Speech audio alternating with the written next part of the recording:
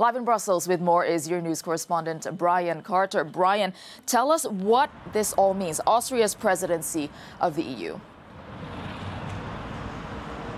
Well, as you said, Tessa, they just took over from Bulgaria. The rotating presidency is an institution within the EU Council that basically sets the agenda, organizes and chairs the meetings and the working groups, basically all the work that goes on behind the scenes. Now, ever since the famous Lisbon Treaty of 2007, which created the permanent position of President of the Council, currently assumed by Donald Tusk, the rotating presidency has lost some of its political role, but it still carries a lot of influence. And then, of course, the type of government in place in the country that has the presidency has influence in the way the agenda will be set. And the current government in Austria is made up of the Conservative Party of Chancellor Sebastian Kurz and of the far-right Freedom Party of Austria, the FPO. So clearly they have a very strong stance on migration, very anti-migrant rhetoric, and this translates into their presidency. The theme of the presidency is a Europe that protects, and the first item on their agenda, their first priority, is to fight against illegal migration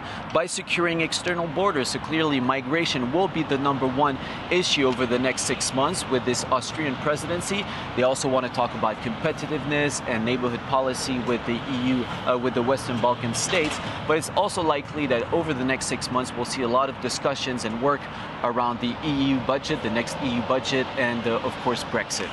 A lot of work, as you talk about there, Brian. Briefly, how will the other EU leaders receive this Austrian presidency?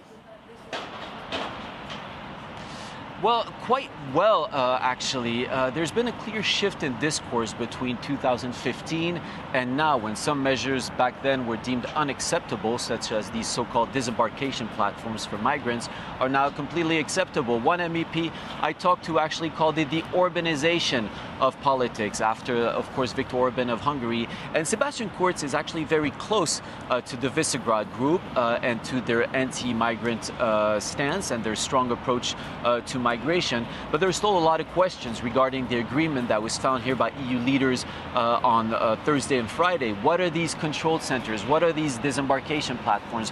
Basically, they're just another way of saying detention camps. But there's still a lot of discussion, a lot of uncertainty as to where they will be and which country will accept to host them. Austria clearly indicated that they were not interested, and there's still no step forward made in two of the key issues, which are the Dublin regulation and the secondary movement of migrants. So Austria will try to, of course, will have a lot of work trying to deal with these two issues. Tessa? All right. Thank you for that. Brian Carter reporting there from Brussels. Thanks.